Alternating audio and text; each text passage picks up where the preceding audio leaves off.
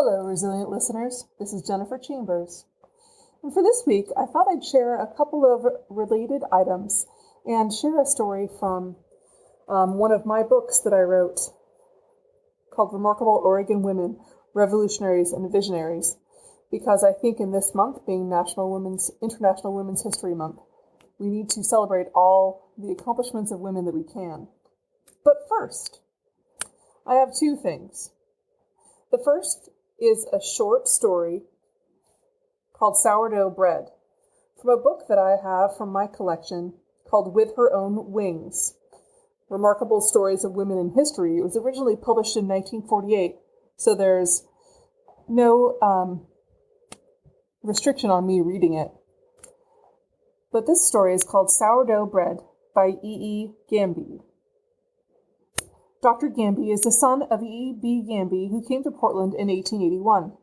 Many references to sourdough bread can be found in accounts of wagon trains and pioneer life. And this book says, although it is seldom made by modern women, is it occasionally used by hunters and fishermen, who, like Dr. Gamby, served it to their camp companions. Of course, as we know now, the sourdough bread boom of 2020 and pandemic time has come and gone. But I have personally gotten a whole lot of enjoyment in baking this year. And so at the end of the story, I'll share my own personal recipe for sourdough bread. Very easy and very fun.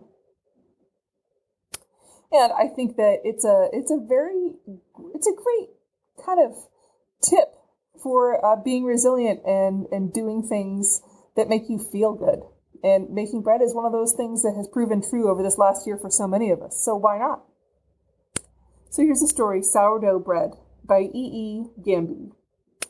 The packs of pioneer hunters, scouts, and prospectors contained little which was not essential to their continued existence when they were beyond the frontier trading post. The cooking equipment rarely consisted of more than a cup, a frying pan, and perhaps 2 small buckets. Flour, beans, soda, and salt were carried to augment the diet of fish and game. The method by which flour, water, salt, soda, instinct, and imagination were combined to produce the delicious bread will be told as I learned it from my father and other frontier people. Everyone knows that a mixture of flour and water, if left in a fairly warm place, will collect wild yeast from the air, ferment, and ultimately become sour. Bread made by using the sour mixture as a base has long been known as sourdough bread. Sourdough can be started, as suggested above, but it is better to obtain a start from a sourdough artist, and in this way obtain better yeast in addition to saving considerable time. Now, I would put it out there that I would guess that listeners, you probably know someone who has their own sourdough starter. There are a lot of people around that have still kept it up. So you could get one from a friend if you asked around. Now, this story says, it continues, a young lady from Alaska recently told me of her mother's sourdough bread that was started 40 years ago. And given that this was written in 1948, in 1908, that's quite an old starter, and I hope it's still alive. To make bread, part of that thick sourdough is poured into a depression in the flour contained in the sack. Salt and soda are added, and the mixture is stirred until just thick enough to lift a gob of dough into the greased frying pan. There is no objection to dividing it into individual biscuits at this time if preferred. The scraps of dough that remain, with additional flour and water, are now added to the sourdough remaining in the jar. The mixture is stirred and permitted to develop the foundation for the next batch of bread. The bread is baked by placing the frying pan over the fire until the undersurface of the loaf is brown and the whole mass of dough is firm. Some artists now toss the bread into the air, catch it bottom side up in the frying pan, and return it to the fire until done. Others set the pan near the fire, support the handle with a stick, and tip it while the radiant heat finishes baking and browning the top. When the part nearest the fire is brown, the frying pan is given a quick jerk to the side, thus rotating it under the bread in order to bring a different area of the top near the source of heat. The bread is slightly sour and has a delightful aroma all of its own. And the quotation here says, "Stop the talk and eat this bread while it's hot." I think it's just a very fun article because it shows how it's not really all that different now than it was then. My recipe for sourdough, I have taken a long time ago from an old article in Mother Earth News magazine. And I can tell you that I've used it for both gluten-free and gluten-full bread, you can use an all-purpose gluten-free flour that has xanthan gum already contained in it. One of the brands that I like the best is called Cup for Cup. I also I've used the Bob's Red Mill variety. It's not my favorite, but I've used it several times. You'll have to experiment with gluten-free flours and find the kind you like. On my website, I have my personal blend that I use, and any blend that you like will work for this. It's just fine. So, to make my sourdough recipe, and it's actually more of a refrigerator sourdough, which makes it a whole lot easier. You start with 3 cups of warm water. Now, warm is a relative term. I feel like warm is about body temperature, about 98, 99, 100 degrees if you're going to measure it. Basically, I like to put it in the measuring cup, and if you put your pinky in it, it's neither cold nor hot. That gives you about the right temperature. It's just a feel thing. So you take 3 cups of warm water and put it in a mixing bowl. Then you add 1.5 tablespoons of yeast and salt. Then stir. The yeast will be slightly bubbly. Then sprinkle 1.5 to 2 tablespoons of sugar on the top and stir again. You can allow this to what they call proof and wait until the yeast gets and the mixture gets a lot more bubbly if you wish, but you don't have to. One of the beauty things about this recipe is that it's just absolutely ridiculously easy. You don't have to wait. You can simply add the flour. And at this point, after all of the water, the yeast, the salt, and the sugar have been incorporated together, add 6.5 cups of whatever flour you choose. Sometimes I've used 5 cups of flour and 1.5 cups of oatmeal or ground almonds, or you name it. You can do any sort of combination you would like. Then you mix it all together until it becomes a shaggy dough. Shaggy means that's one of those things that they often say in recipes that they don't really give an explanation for, but the term means that things are mostly cleaning the edges of the bowl, not all, but mostly. So they kind of break apart a little bit. It's mostly coming together. So once your dough is shaggy, you can use your hands to make it into a round shape. You can make 1 or 2. This will make 2 round loaves. And the way that I like to do it is I spread cornmeal onto a baking sheet, and I put a round loaf in the middle of the baking sheet, round, slightly oval. Let it rise for about 20 minutes or half an hour. Slash the top, and then bake at 450 for 30 minutes. One of the great things about this recipe is that you can use it for bread, yes, but you can also use it for pizza dough. You can use it for focaccia. You can even roll it out and make cinnamon rolls with it if you prefer. It's delicious and super versatile, and it's one of those things that gets better the longer you have it in the fridge. So I like to keep some in the fridge fairly often, so that you can have it anytime. If you feel like pizza on a Saturday, then you've got it. You can keep almost indefinitely if you keep it airtight. You do bake it at the same amount, about a half an hour at 450, depending upon what you're baking. If it's smaller, use a little less time. Of course, use your best judgment. Now, the story I was reading about the pioneer people who baked a similar type of bread, they would do it with water, they would do it with milk, they would use sour milk or buttermilk. They could put bacon on the top to help it brown. They use cornmeal sometimes as part of their substitutions. It's a very, very versatile and useful recipe, but it's kind of fun to see that it hasn't really changed a lot in, over 100 years. It's one of those recipes that's just kept on going. Now, the recipe that I shared was my version of the recipe again in Mother Earth News magazine, and I'll put the recipe in the show notes so you'll have it. But again, it's 3 cups of water, 1.5 teaspoons was incorrect. When I said it the first time, it's 1.5 tablespoons of yeast, 1.5 tablespoons of salt, and 1.5 tablespoons of sugar. Mix those together, and then add 6.5 cups of the flour of your choice and bake at 450 for 30 minutes. So the story from my book, Revolutionaries and Visionaries, I wanted to share is about one of the favorite subjects of the people I wrote about in this book. I was able to write about 50 or 60 different amazing women in my book. And my very favorite was Hazel Ying Lee. Hazel Ying Lee was born in Portland, Oregon.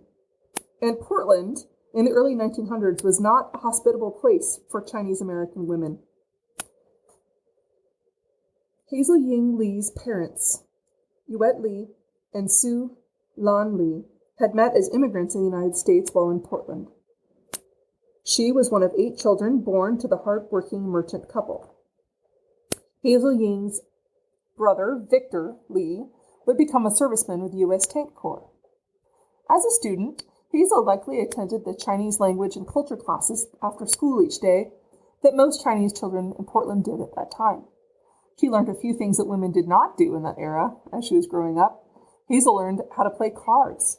Hazel drove a car, and Hazel swam. Those were all pretty unusual for women of her day. After graduation from Commerce High School, she was employed as an elevator operator, which was one of the jobs that was open to Chinese American women, at the Lieb's department store in Portland. Elsie Chang, Hazel's friend, said, "In those days, jobs available to Chinese girls were only elevator operator or stockroom girl. Doing office work was just a daydream." Hazel was a good student, and she became fascinated with flying after her first flight. She joined a flying class in 1932, courtesy of the Chinese Benevolent Society, to learn how to fly herself for the Chinese Flying Club. Her instructor was a noted aviator, and she was able to, in October of 1932, become the first Chinese American woman to get her flying license. Frances Lee Tong, Hazel's sister, said that Hazel told their mother that she was going to learn how to fly. "My mother said she was so ahead of her time." Hazel traveled to China to live with relatives in 1932, 2 siblings, when times were hard for the family during the Great Depression. Upon the Japanese invasion of China, she attempted to become part of the Chinese Air Force along with 14 other Chinese Americans who were living in Canton. The Chinese Air Force would not accept a female fighter pilot, despite her enormous experience. One of the other people in her group, a man called Clifford Louise Yim Quinn, was accepted. He would go on to become Hazel's husband. He had an illustrious career himself and eventually became a general in the Chinese Air Force. He would go on himself to be the chief executive officer of China Airlines. Hazel, undeterred by her refusal by the Chinese Air Force, worked for a group for the purpose of pro-Chinese propaganda. She also flew for a private airline in southern China to increase her flying expertise and helped found a flying school there. When the Japanese invaded China in 1937, Hazel stayed where she was. According to other people in the area, her calm demeanor was a help to other Americans in the region throughout the bombing and the warfare. She tried to join the Chinese Air Force again, nothing if not persistent, Miss Hazel, but she was again rejected. After her escape to Hong Kong, she returned to the United States. Now, I was able to read several different ideas for how she might have escaped, and the version that I like the best is the one that has her escaping in the bottom of a boat. She hid in the bottom and was a stowaway to get back to the United States. And it was quite an accomplishment at the time. And then as events progressed during World War II, the environment for Japanese Americans deteriorated even further in the United States. President Roosevelt signed the Executive Order 9066, which authorized the evacuation of all persons deemed a threat to national security from the West Coast to relocation centers further inland. Thousands of people were relocated to internment camps in the Northwest and elsewhere. And it was just a shameful part of our history, and we are just now finding out more and more about these camps, especially here in Oregon, where many of them were. Now, at that time, in 1937, Hazel was 30, and she applied again for service in the Women Air Force Service Pilots, which is now referred to as the WASPs in the United States. She entered flight school at the Avenger Field in Sweetwater, Texas in February of 1943, and she did extremely well according to reports. She loved to fly, and she graduated on August 1943. Her yearbook photo shows a confident woman with a neat appearance, much like the other WASPs of the era. The yearbook itself from Sweetwater has a logo that was designed by Walt Disney, of all people. It shows a female flyer named Fifinella with wings and a flight helmet poised as if jumping through the sky. She looks a little bit like Minnie Mouse. If you look closely, it's not dissimilar to Minnie Mouse, and reports say that Walt Disney did use her as models for his later cartoon characters. Now, this character, Fifinella, was also created for a film and a book by Roald Dahl, interestingly enough. And Disney allowed the service to use the form in World War II. Eleanor Roosevelt commented in 1942, "This is not a time when women should be patient. We are in a war and we need to fight it with all our ability and every weapon possible. Women pilots, in this particular case, are a waiting weapon to be used." Hazel certainly was ambitious and eager to fight. She was based at the Romulus Air Base in Michigan. Soon, Hazel was ferrying fighter airplanes from airports to shipping locations all over the country. She was actually, one of the fun things I found out about her, she was an excellent cook as well, and she was sought after as a fellow on overnight stays because she was a good cook, and if she didn't know the best places to eat in the area, and she often did, she could always cook. She cooked a lot of traditional foods and a lot of big foods, so she was able to feed all of the women within her unit. So she was very popular, and she also was rumored to have a wonderful sense of humor. She and the other WASPs were responsible for ferrying more than 5,000 aircraft to be transported to Alaska and the Soviet Union or other points for combat with the male pilots. They weren't allowed to fly the planes in combat, but they were allowed to ferry them to the location so they could be taken for the men to use. Once she was towing an aircraft across the United States when she had to make an emergency landing in the middle of a field in Kansas. The farmer mistook her for a Japanese pilot and an enemy, not being aware of the females who were in service at the time. He chased her around the airplane and the entire field with a pitchfork until she was able to identify herself and calm them both down. Hazel was ferrying a P-63 Super Cobra from the Bell manufacturer in Niagara Falls, New York, to Great Falls, Montana, on November 10, 1944, in the midst of a crowded airport, only just cleared of an incredible snowstorm. There was much confusion among the airport within the aircrafts attempting to land. Hazel and another aircraft crashed into each other, and the planes went down. Hazel was pulled from the flaming wreckage by her jacket, which was on fire. She did not recover from the burns and injuries caused by the collision, and she died 2 days later on November 12, 1944. Her death would be the 38th and last of the WASPs to be killed while on active duty. The incredible thing about Hazel's story is that these female pilots, these WASPs, were considered civilians, not soldiers, and they weren't entitled to military benefits or burial. One of the WASP veterans commented, "We were raw civilians, though. We didn't get the pay, we didn't get life insurance, we didn't get anything. We worked for a lesser salary than the second lieutenants, which was the lowest grade of the pilots." So to add to her parents' loss, unfortunately, Hazel's brother Victor was killed in action 3 days after her death. When her family requested that their children be buried together in a plot in Riverside Cemetery in Portland, they were denied on the basis of their race. Their sister Florence wrote to President Roosevelt in indignation, and then finally the cemetery reversed its policy, upset about the potential for bad publicity, and the pair is buried side by side in Riverview Cemetery. As the two countries were allies, the anti-Chinese exclusion acts were starting to be repealed as of 1943, and when the first Chinese-American man was naturalized in California at that time. The laws got better, but the WASPs were not publicly recognized when they were disbanded in 1944 or thereafter for some time. The remaining WASPs and their families tried to fight for military status, and eventually President Carter signed a bill in 1977 to give them military benefits, with honorary discharges awarded the following year. Hazel was inducted into the Oregon Aviation Hall of Honor at the Evergreen Air Museum in Oregon in 2004.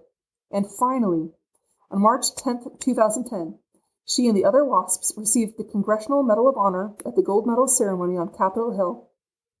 Her name is in a star in the Walk of the Heroines on the Portland State University campus. I hope you enjoyed these little interjections, these little interludes of stories from history. I really loved being able to share the sourdough vignette and the recipe. As always, if you have any questions or comments, please email me at resilientpodcastmail@gmail.com or follow me on Instagram at Resilient Podcast Network. And we have daily writing prompts on that Instagram. There's a lot of fun stuff going on the Instagram account, so check it out. We also have an upcoming class on memoirs without misery that I'll be publicizing pretty soon, but you guys get the first look. And lastly, thank you very much for listening. My daughter wants to say hello before I go. Hi. Thanks. Have a good week. I wanted to break in for a quick minute to talk to you a little bit about Buzzsprout. Now, Buzzsprout is the service that I use to produce this podcast. Let's get your podcast launched. Start it for free. Today is a great day to start your own podcast. Whether you're looking for a new marketing channel, if you have a message you want to share with the world, or just think it would be fun to have your own talk show, podcasting is an easy, inexpensive, and fun way to expand your reach online. Buzzsprout is hands down the easiest and best way to launch, promote, and track your podcast. Your show can be online and listed in all the major podcast directories like Apple Podcasts, Spotify, Google Podcasts, and more within minutes of finishing your recording. Podcasting, it seems hard, but it isn't hard when you have the right partners, and the team at Buzzsprout is passionate about helping you succeed. Join over 100,000 podcasters who are already using Buzzsprout to get their message out to the world. Let's create something great together. Now, listeners, you can get a $20 Amazon gift card after your second month if you sign up for a paid plan, and it does help support our show. We use Buzzsprout. It's so easy. You can start with some gear you already have in a quiet space. And then again, if you want to upgrade, Buzzsprout has tons of guides to help you find the right equipment at the right price. You'll get a great-looking podcast website, audio players that you can drop into other websites, detailed analytics to see how people are listening, tools to promote your episodes, and more. Join over 100,000 podcasters already using their Buzzsprout to get their message out into the world. Use the link in the show notes to start your show today.